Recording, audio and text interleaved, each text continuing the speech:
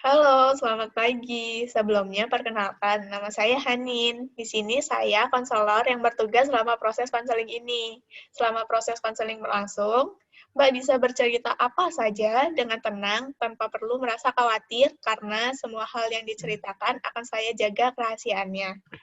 Tapi jika nanti di tengah bercerita ada informasi yang berhubungan dengan pihak lain atau bahkan Mbak sendiri merasa terancam, maka saya akan memberitahu pada atasan saya. Sebelumnya, dengan Mbak siapa ya? Dengan Deva, Mbak. Baik. Apa yang membuat Mbak Deva memutuskan untuk mengikuti konseling ini? Jadi gini, Mbak. Kebetulan saya kan seorang mahasiswa dan sekarang itu lagi akhir semester, Mbak, ngedekatin UAS. Jadi saya ngerasa stres gitu, Mbak, karena banyak banget gitu tugas, Mbak. Entah itu tugas setiap pertemuan yang harus dikumpul mepet, terus tugas-tugas besar yang emang tugas akhir dan tugas khusus UAS gitu, Mbak. Jadi tugasnya banyak dan menumpuk, Mbak. Hmm, bisa diceritakan mengapa Mbak merasa bahwa diri Mbak itu stres gitu?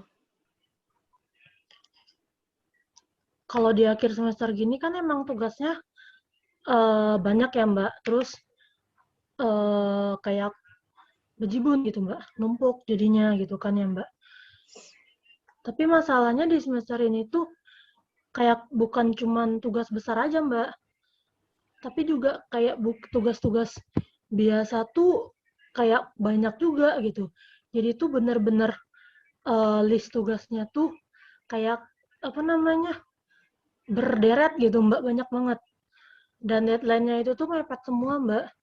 Karena di sini tuh saya ngerasa kayak pusing gitu Mbak, stres gitu akhirnya.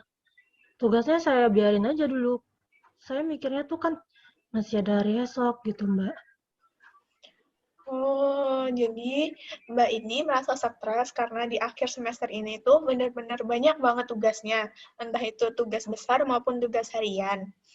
Dan deadline-nya itu dekat-dekat gitu ya. Tapi Mbak ini nggak segera mengerjakan tugasnya.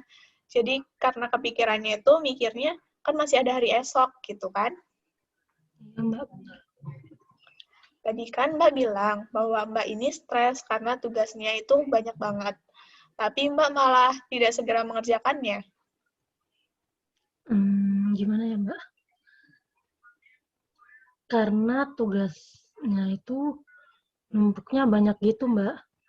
Jadi saya bingung harus ngerjain yang mana dulu. Terus juga kadang apa namanya otak saya nggak encer Mbak.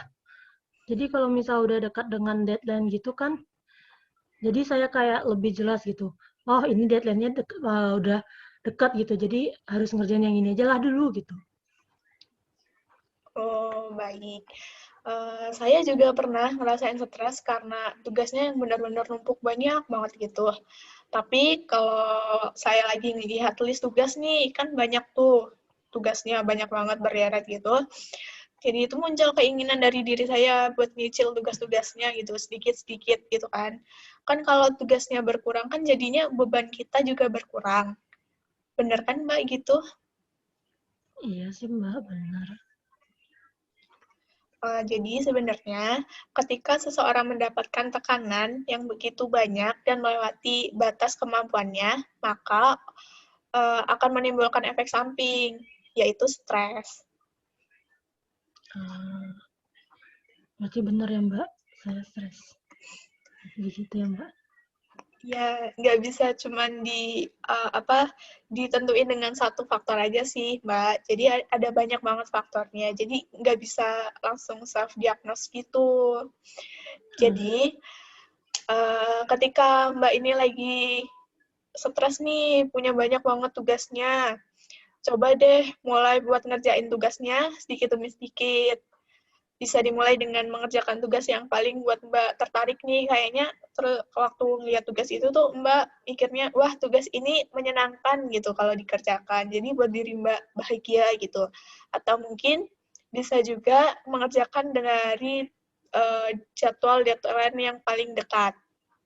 Kan kalau tugasnya udah dikerjakan sedikit-sedikit kan lama-lama emang list tugasnya pasti akan berkurang gitu kan, bebannya juga ikut berkurang. Baik Mbak, akan saya coba ya Mbak cara yang Mbak berikan.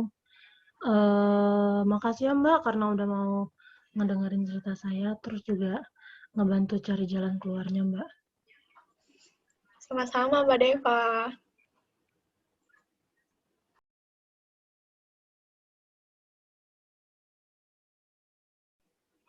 Jadi, apa yang membuat Mbak memutuskan untuk melakukan konseling hari ini? Jadi gini Mbak, saya itu punya masalah pertemanan. Akhir-akhir ini tuh sahabat saya dan saya itu sering bertengkar gitu loh Mbak. Meskipun itu cuma hal sepele itu tetap bikin kita jadi berantem gitu. Begitu. Lalu, Sebenarnya kita itu temenannya udah lama banget sih ya Mbak, sekitar 12 tahun lah ya ada. Namun akhir-akhir ini tuh kita sering bertengkar gitu loh Mbak.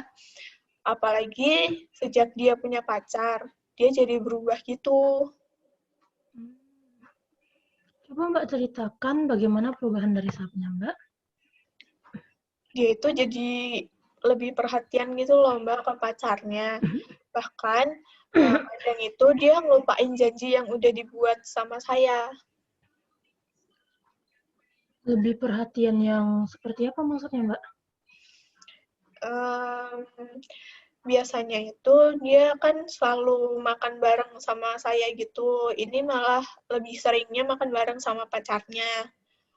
Atau kadang waktu saya lagi sakit tuh dia suka datang jenguk gitu. Tapi waktu dia udah punya pacar ini tuh dia malah lebih sering sama pacarnya gitu. Mbak gak suka ya dengan perubahan yang tiba-tiba dari sahabatnya Mbak? Iya Mbak, saya nggak suka. Soalnya itu perubahannya dia tuh terlalu drastis gitu loh Mbak. Sahabat saya bahkan bukan orang yang bisa berubah secepat itu, tapi sejak dia punya pacar tuh dia berubahnya drastis banget gitu loh Mbak. Hmm, Sahabat Mbak mulai berubah ketika ia mempunyai pacar? Iya Mbak, benar. Kalau dia nggak punya pacar tuh mungkin dia nggak akan berubah gitu kali ya Mbak. Jujur saya itu nggak suka gitu Mbak dengan perubahan sahabat saya.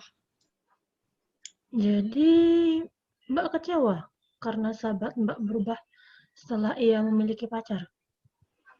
Hmm, bisa dibilang sih gitu ya Mbak.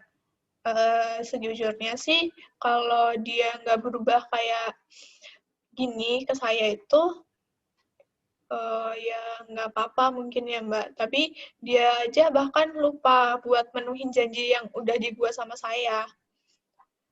Dia juga lupa bahkan sama kewajibannya sebagai seorang pelajar. Saya itu cuman nggak mau dia itu akhirnya putus sekolah cuman gara-gara cowok itu Mbak.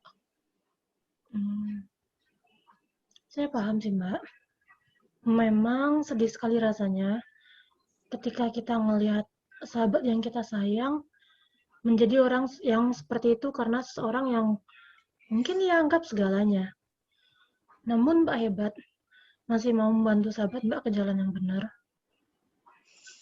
Hmm, iya sih Mbak.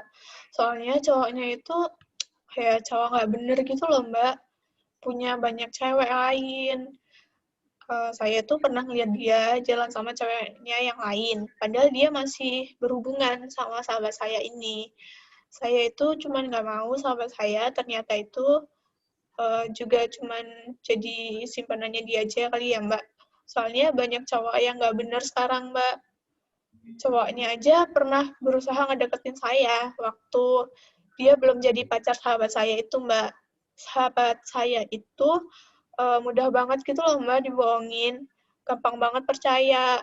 Bahkan dulu waktu dia sama mantannya, karena terlalu percaya, akhirnya malah diselingkuhin gitu, Mbak.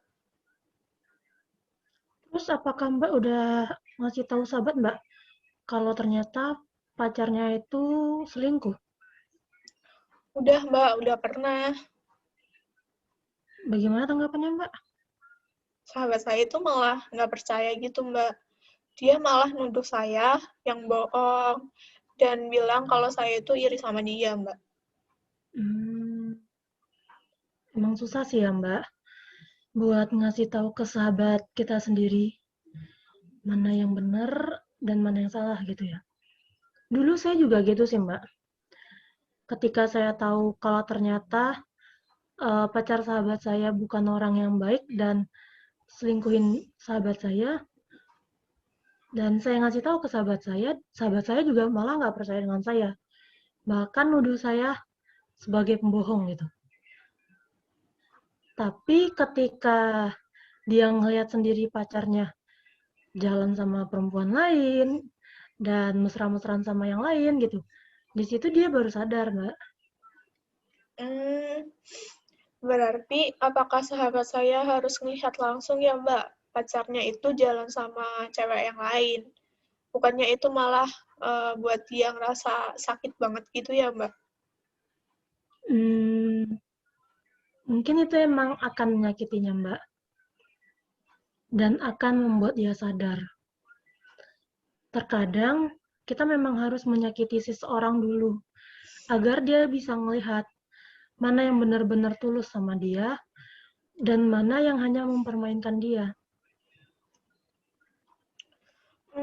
Mbak, tapi saya nggak pingin sahabat saya tuh ngerasa sakit gitu, Mbak. Mbak nggak mau sahabat Mbak tersakiti. Tapi di awal Mbaknya juga bilang kalau Mbak nggak mau sahabat Mbak berubah karena cowoknya. Hmm, iya, Mbak. Saya di sini ngelihat kalau ternyata Mbaknya itu sayang banget ya sama sahabatnya. Namun Mbaknya juga takut jika harus nyakiti sahabatnya Mbak sendiri. Iya, Mbak, bener. Saya tuh sayang banget sama dia, sama sahabat saya itu. Saya juga nggak pingin sahabat saya itu eh, ngerasa sakit gitu, meskipun itu oleh saya maupun sama orang lain gitu. Tapi bukankah karena ia merasa tersakiti, ia akan sadar dengan sendirinya? Iya sih, Mbak. Nanti dia pasti akan mulai sadar dengan sendirinya. eh tapi ya, kapan, Mbak? Apa harus nunggu waktu rasa cintanya itu nggak lagi seperti saat ini? Tapi kan hmm, Tapi saya ngerasa kecewa sih, Mbak, sama sahabat saya itu. Saya ngerasa kayak ditinggalin gitu loh, Mbak. Biasanya itu dia selalu ada buat saya, tapi setelah dia punya pacar ini, dia malah kayak gini, ninggalin saya gini. saya paham sih Mbak, apa yang Mbak rasakan. Saya pun, seperti yang saya ceritakan, saya pernah mengalami hal yang serupa. Di mana sahabat saya memiliki kekasih dan saya ngerasa di saat seperti itu tuh saya ngerasa saya merasa ditinggalkan gitu Mbak. Masa sih, Mbak? Mbak pernah ngerasain juga? Saat ini saya kurang nyaman dengan sikapnya Mbak. Saya ngerasa Mbaknya ngeragukan kisahnya saya. Maaf, Mbak, saya nggak maksud gitu. Ya Mbak, saya pada awalnya juga ngerasa kecewa banget sama sahabat saya. Tapi seiring berjalannya waktu, saya mampu mengikhlaskan. Kalau emang ternyata kebahagiaan sahabat saya itu ya emang sama pacarnya dia.